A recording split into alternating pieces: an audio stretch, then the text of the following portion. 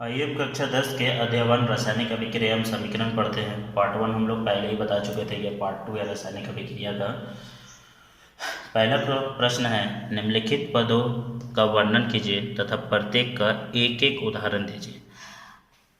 पहला है संरक्षण, दूसरा है विकृत गंधिता। संरक्षण क्या होता है? संरक्षण को इंग्लिश में बोलते हैं हम लोग कोरिजन। जब किसी धातु की सतह वायु जल अपने चारों ओर उपस्थित किसी अन्य पदार्थों द्वारा अभिकर्मित हो जाती है तब यह संरक्षित कही जाती है तथा या अथवा इस प्रकार जंग लग जाती है तो यह प्रभाव संरक्षण कहलाता है। एग्जाम्पल के तौर पर हम लोग देखें तो अगर हम किसी लोहे को किसी एकांत क्षेत्र में, जिस क्षेत्र में नमी युक्त होती है, मतलब नमी पाई जाती है, उस क्षेत्रों में लोहे को अगर हम लोग रख देते हैं, 1 से 2 दिन 2 से 3 दिनों के बाद वहाँ पे देखते हैं कि उस लोहे के ऊपर एक भूरी सी परत जम जाती है, भूरी रंग की एक परत जम जाती है लोहे के ऊपर। तो क्या हो जा रहा है कि वो क्या हो रहा है, संरक्षित हो रही है।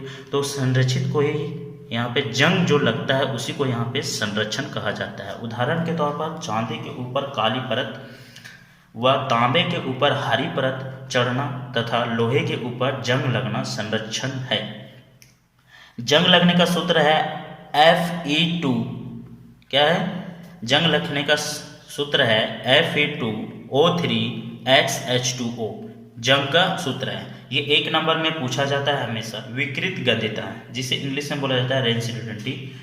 जब वसा तथा तेल उपचयित हो जाते हैं तब ये विकृत गंधिता हो जाते हैं। ये उपचयित का मतलब होता है, उपचयित का मतलब होता है ऑक्सीजन या ऑक्सीकृत हो जाता है, यानी उड़ जाता है। ऑक्सीकृत मतलब ऑक्सीजन का उड़ जाना, तो इसी को ही विकृत गंधिता बोला जाता है।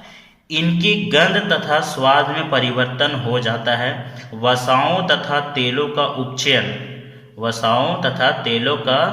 उपचयन प्रति ऑक्सीकरण मिलकर अथवा भोजन पदार्थों को निर्वातित पात्रों में रखकर अथवा इन्हें नाइट्रोजन के प्रभाव या प्रभावित करके रोका जा सकता है। मतलब विकृत गंधिता से बचाने के लिए हम लोग नाइट्रोजन गैस से या नाइट्रोजन गैस के द्वारा हम लोग बचा सकते हैं।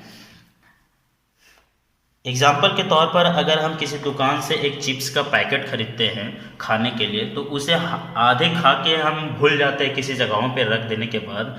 1 से 2 दिन हो जाने के बाद जब हम लोग दोबारा उस चिप्स को पैकेट दोबारा अच्छे से खोल के निकाल के उसे फिर से दोबारा टेस्ट करना चाहते हैं, तो उससे क्या होता है,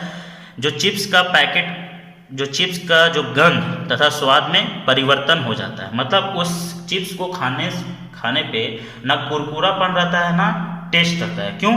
क्योंकि वो जो चिप्स का पैकेट है वो क्या हो गया, उपचयित, और उपचयित का मतलब होता है ऑक्सीजन का उड़ जाना। तो इस ऐसे ही प्रक्रिया को विकृत गंधिता बोला जाता है। उदाहरण में कि चिप्स के थैले में नाइट्रोजन प्रवाहित करके रोका जा सकता है। दूसरा प्रश्न है कि उपचयन, अपचयन अथवा रेडॉक्स अभिक्रिया क्या है? निम्न अभिक्रिया में उपचयित तथा अपचयित पदार्थों को पहचानिए। तो क्वेश्चन के साथ यहाँ पे एक रिएक्शन में दिया गया है कि ZNO प्लस C, मतलब ZNO प्लस C को जब अभिक्रिया करते हैं तो Zn प्लस CO में टूट रहा है।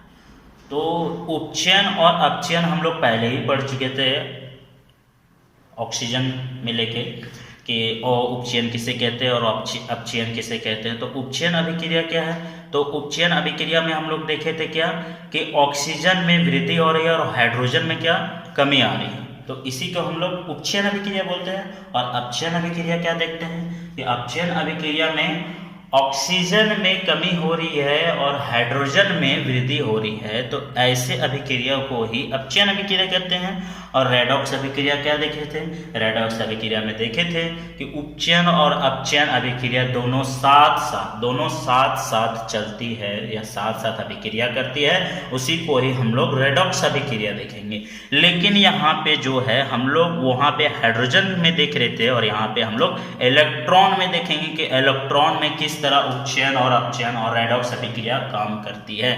तो क्वेश्चन है यहाँ पे जो हम लोग क्वेश्चन पढ़ चुके हैं कि उपचयन, अपचयन तथा रेडॉक्स अभिक्रिया क्या है। निम्न अभिक्रिया में उपचयित तथा अपचयित पदार्थों को पहचानिए। तो इलेक्ट्रॉन संपर्क,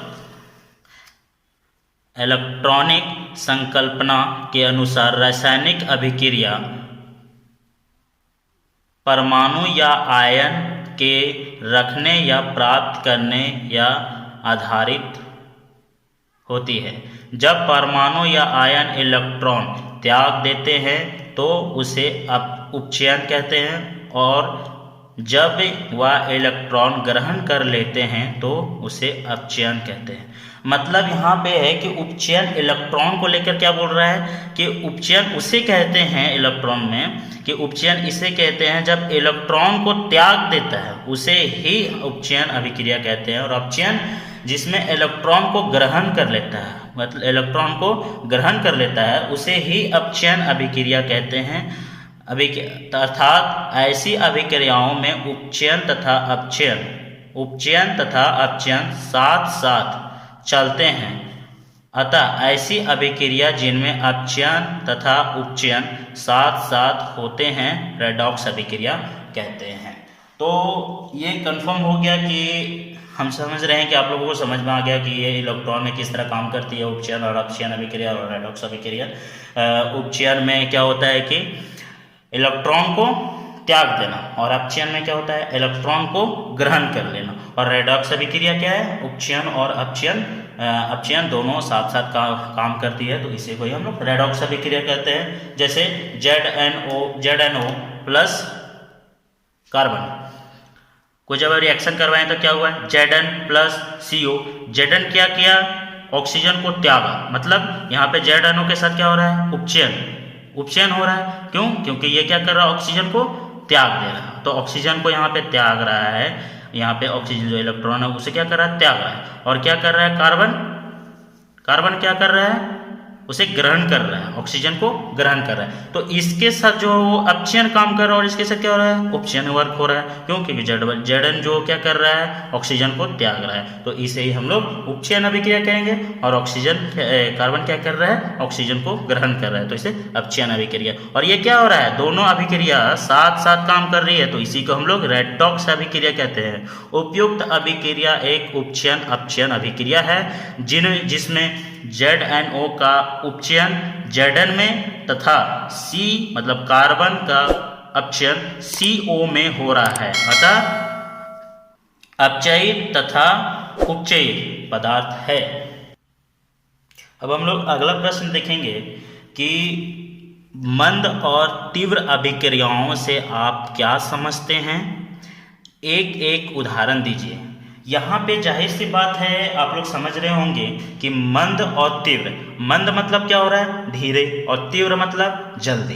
तो मंद अभिक्रिया क्या है कि वे रासायनिक अभिक्रिया या वे अभिक्रियाएं जो मंद गति से होती है तथा जिनके पूरे होने में अधिक समय लगता है उसे मंद अभिक्रिया कहते हैं। जैसे हाइड्रोजन और आयोडीन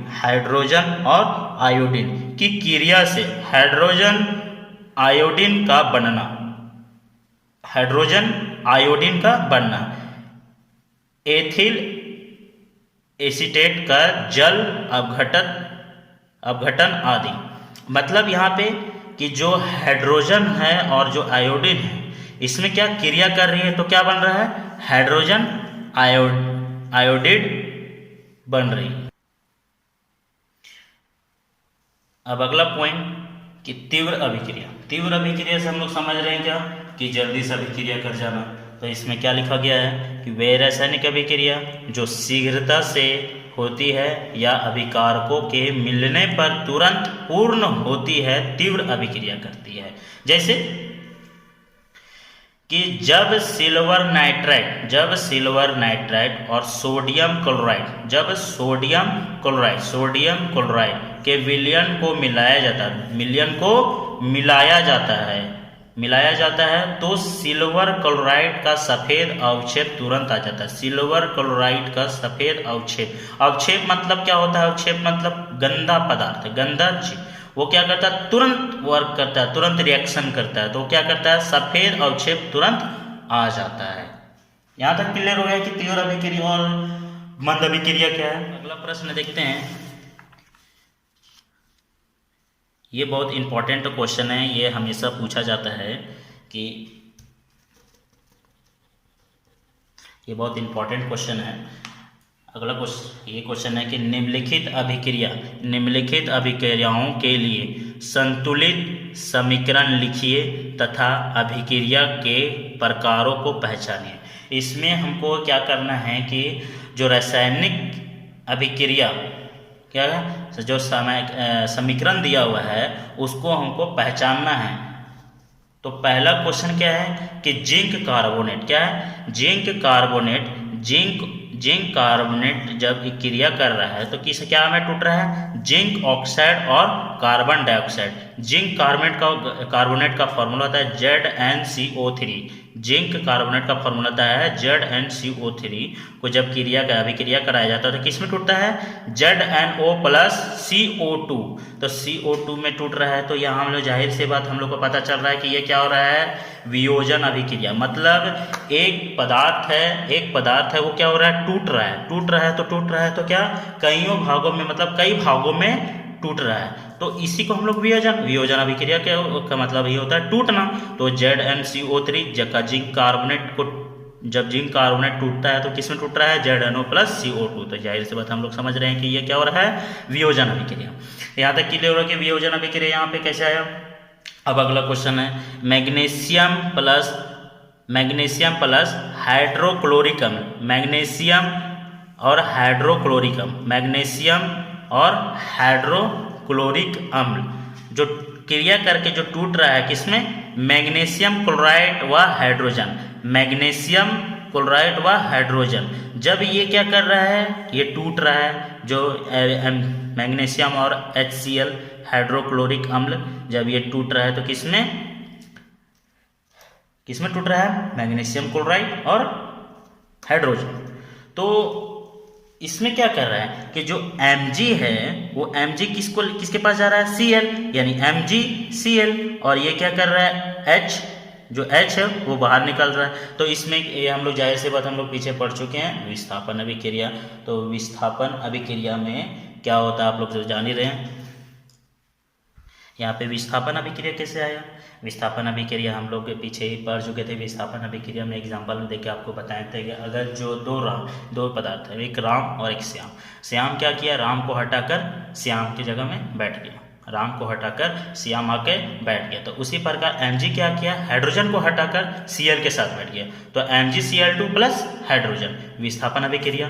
ठीक, समझ में आ गया। अगला क्वेश्चन है कि पोटासियम ब्रोमाइड और बेरियम आयोडाइड। पोटासियम ब्रोमाइड तो 2KBr और बेरियम आयोडाइड BaI2 जब क्रिया करके ये टूट रहा है किसमें, Ki मतलब आयोडाइड और BaBr2 मतलब बेरियम ब्रोमाइड। तो इसमें क्या हो रहा है, द्विविस्थापन अभिक्रिया काम कर रही है। द्विविस्थापन अभिक्रिया में हम लोग क्या पढ़े थे, पीछे में पढ़े थे, एग्जांपल देके आपको बताए थे कि दो पदार्थ है, एक राम और एक श्याम है। वो राम और श्याम दो पदार्थ है, वो क्या कर रहा है, श्याम जो राम के जगह में बैठ जा रहा है और राम क्या कर रहा है, श्याम के जगह में बैठ जा रहा है। उसी प्रकार यहाँ पे भी है क्या कि KBr है तो K कहाँ पे बैठ गया, बेरियम को हटाकर आयोडीन के पास जाके बैठ गया। तो यहाँ पे क्या बना, आयोडीन। और जो यहाँ Br था वो Br किसके पास चला गया, Ba गया। तो यहाँ पे अभिक्रिया करके क्या बना, BaBr2 बेरियम ब्रोमाइड बना। तो ये द्विस्थापन अभिक्रिया बना। अगला क्वेश्चन है हाइड्रोजन और क्लोरीन जब क्रिया करती है तो हाइड्रोजन क्लोरीन यानी कि क्लोराइड बना रही है। तो हाइड्रोजन और क्लोरीन H2 प्लस Cl2 ये क्या कर रहा है, क्रिया कर रहा है। तो HCl बना रहा है, हाइड्रोक्लोरिक अम्ल बना रहा है। तो ये हम लोग संयोजन अभिक्रिया पीछे पढ़ चुके थे। मतलब दो पदार्थों का आपस में मिलने के अभिक्रिया को ही हम लोग वियोजन अभिक्रिया बना रहे हैं, नए पदार्थ का निर्माण कर रहा है। तो दो पदार्थ यहाँ पे हाइड्रोजन और क्लोरीन है, दो पदार्थ यहाँ पे हाइड्रोजन और क्लोरीन वो आपस में अभिक्रिया करके क्या बना रहा है 2HCl। ये तो यहाँ पे कौन सा अभिक्रिया काम कर रहा है, संयोजन अभिक्रिया कर रहा है। यहाँ तक क्लियर हो गया, पार्ट 2 में हमारा क्लियर हो गया। अब पार्ट 3 बहुत जल्दी लेके आएंगे कि पार्ट 3 में हम लोग कुछ एक क्वेश्चन करेंगे और 3 नंबर के क्वेश्चन करेंगे। पार्ट 3 जल्दी लेके आ रहे हैं। अच्छा लगा हो वीडियो तो शेयर, सब्सक्राइब, लाइक कीजिए।